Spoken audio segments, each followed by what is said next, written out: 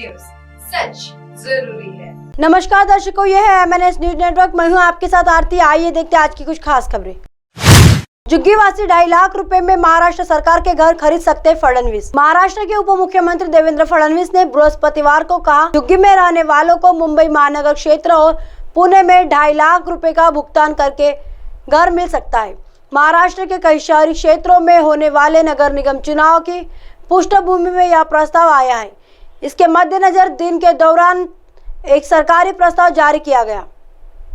फडणवीस ने संवाददाताओं से कहा, जब मैं मुख्यमंत्री था तब वर्ष 2000 से पहले मुंबई में बसे झुग्गीवासियों की सुरक्षा के लिए एक कानून बनाया गया था। जो लोग वर्ष 2000 से 2011 के बीच बस गए थे, उन्हें घर आवंटित करने के लिए राज्य सरकार शुल्क लेती थी, लेकिन यह तय नहीं था। अब हमने प्रति घर 2.5 लाख रुपए का फ्लैट शुल्क लेने का फैसला किया है। महाराष्ट्र सरकार के झुग्गी पुनर्वास विभाग में मुख्य कार्यकारी अधिकारी सतीश लोखंडे ने कहा कि इससे पहले ऐसे घरों की कीमत 10 या 12 लाख रुपए के बीच थी, जो निम्न आय वर्ग के अधिकतर लोगों के लिए सस्ती नहीं थी। लोखंडे ने कहा, फिलहाल 2205 घर तैयार है, जिन्हें इस योजना के तहत झुग्गीवासियों को दिया जा सकता है। 700 से 800 घरों की कुछ योजनाएं भी कतार में है और इसे नियत समय में पूरा कर लिया जाएगा। इस बीच फडणवीस ने कहा कि लोगों को अधिक राहत देने के लिए केंद्र की प्रधानमंत्री आवास योजना को भी इस 2.5 लाख रुपए के घर योजना के साथ जोड़ा जा सकता है। महाराष्ट्र में कई स्थानीय निकायों कार्यकाल 2022 की शुरुआत में खत्म हो गया था, लेकिन कोरोना वायरस महामारी के कारण चुनाव नहीं हुए। आइए देखते हैं अगली खबर की तरफ। महाराष्ट्र, अजीब हाल, एक बार फ्लाइट में बैठाकर फिर उतारा। 300 यात्री रात से ही मुंबई एयरपोर्ट पर फंसे, जोरदार हंगामा। महाराष्ट्र से मिली सनसनीखेज खबर के अनुसार यहाँ के मुंबई एयरपोर्ट पर करीब 300 से ज्यादा यात्री बीते गुरुवार देर रात से ही एयरपोर्ट पर फंसे। दरअसल यहाँ एक फ्लाइट में तकनीकी खराबी आई है। इस विमान को रात 11:30 बजे मुंबई से वियतनाम के लिए उड़ान भरनी थी, लेकिन बाद में तकनीकी कहानियों के चलते यात्रियों को एक बार फ्लाइट में बैठाकर फिर उतारा गया।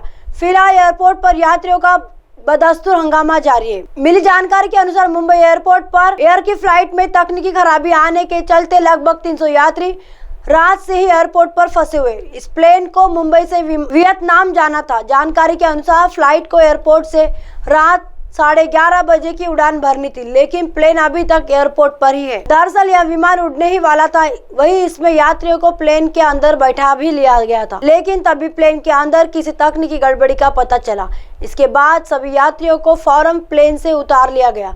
यात्रियों में कई बुजुर्ग, महिलाएं और बच्चे भी शामिल। यात्रियों के हंगामे की वजह से कुछ देर के लिए एयरपोर्ट पर अफरा तफरी की स्थिति बनी रही। अब इस प्लेन में क्या तकनीकी गड़बड़ी हुई, अभी इस बात की जानकारी खुलकर सामने नहीं आई, लेकिन ऐसा बताया जा रहा है कि जल्द ही फ्लाइट उड़ान भरेगी, लेकिन अभी तक कोई भी अपडेट नहीं है। गौरतलब है कि बीते गुरुवार को ही दिल्ली में एयर इंडिया के दिल्ली से बैंकॉक जाने वाला एक विमान में आई खराबी का खामियाजा करीब 300 यात्रियों को भुगतना पड़ा। लगभग 7.5 घंटे तक विमान के अंदर ही कैद रहना पड़ा। आरोप है कि इस दौरान खाना पीना तक यात्रियों को उपलब्ध नहीं करवाया गया। जब हवाई यात्रियों के परिवार वालों ने ट्वीट करके उन जानकारी शेयर की तो एयर इंडिया की तरफ से ट्विटर पर सिर्फ माफी मांगी जाती थी। आइए देखते हैं अगली खबर की तरफ। आखिर एक मध्यम वर्गीय परिवार में जन्म लेने वाला बच्चा कैसे बना देश के सड़क परिवहन का राजमार्ग मंत्री। नितिन गडकरी एक महान भारतीय राजनेता और भारतीय जनता पार्टी के सदस्य अपने असाधारण नेतृत्व और भारत में बुनियादी ढांचे और परिवहन के विकास में योगदान के लिए जाने जाते। 27 मई को उनके चाहने वाले के लिए एक खास दिन नितिन गडकरी अपना जन्मदिन मनाते। यह लेख उनकी उल्लेखनीय यात्रा पर प्रकाश डालता है, उनकी उपलब्धियों पर प्रकाश डालता है और एक समृद्ध भारत के लिए उनकी दृष्टि पर प्रकाश डालता है। नितिन गडकरी का जन्म 27 मई 1957 को नागपुर, महाराष्ट्र, भारत में हुआ था। वह एक मध्यम वर्गीय परिवार से ताल्लुक रखते थे और मूल्य और कार्य नैतिकता की एक मजबूत भावना के साथ बड़े हुए। गडकरी ने Mahatma Jyotiba Phule arts, science and commerce college Nagpur से वाणिज्य में स्नातक की डिग्री पूरी। उन्होंने गवर्नमेंट लॉ कॉलेज नागपुर से कानून को डिग्री हासिल की और बाद में नागपुर विश्वविद्यालय से प्रबंधन अध्ययन में स्नातकोत्तर की डिग्री प्राप्त की। नितिन गडकरी का राजनीतिक जीवन उनके छात्र जीवन में शुरू हुआ, जब उन्होंने विभिन्न सामाजिक और राजनीतिक गतिविधियों में सक्रिय रूप रूप से भाग लिया। उनके समर्पण और नेतृत्व के गुणों को जल्द ही भाजपा ने पहचान लिया और वह तेजी से रैंकों में ऊपर उठे। 1989 में उन्होंने महाराष्ट्र विधान परिषद के सदस्य के रूप में चुना गया और वे विपक्ष के नेता बने। गडकरी ने 2004 और 2009 तक भाजपा की महाराष्ट्र इकाई के अध्यक्ष के रूप में कार्य किया। राज्य में पार्टी की उपस्थिति को मजबूत करने में महत्वपूर्ण भूमिका निभाई। भारत के बुनियादी ढांचे और परिवहन के क्षेत्र पर गडकरी का प्रभाव परिवर्तनकारी रहा। सड़क परिवहन और राजमार्ग मंत्री के रूप में उन्होंने बुनियादी ढांचे के विकास में तेजी लाने के लिए कई नवीन सुधारों की शुरुआत की। उन्होंने मार्गदर्शन केवल मंत्रालय ने विश्व स्तरीय राजमार्गों के निर्माण, बंदरगाहों के आधुनिकीकरण और इलेक्ट्रिक वाहनों की शुरुआत सहित महत्वपूर्ण प्रगति देखी। उनकी उल्लेखनीय उपलब्धियों में से एक प्रमुख परियोजना भारतमाला परियोजना है, जो भारत के विभिन्न हिस्सों को जोड़ने के उद्देश्य से एक मेगा राजमार्ग विकास पहल है।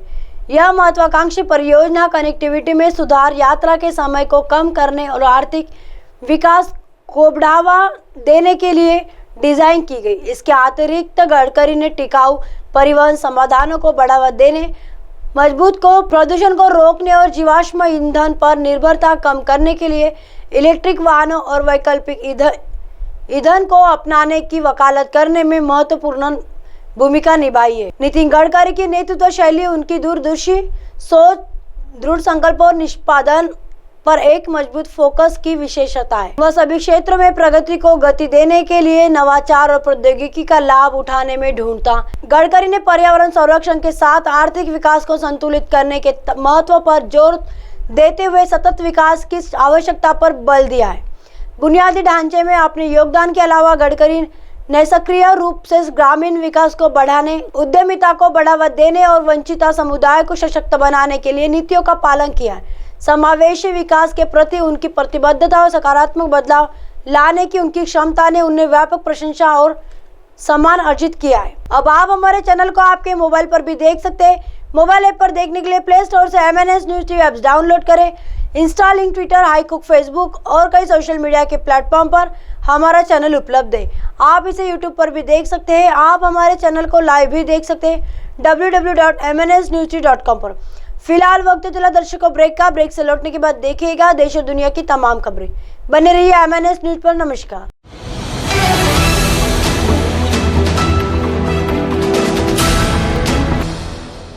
ये है MNS न्यूज नेटवर्क और आप देख रहे हैं MNS न्यूज।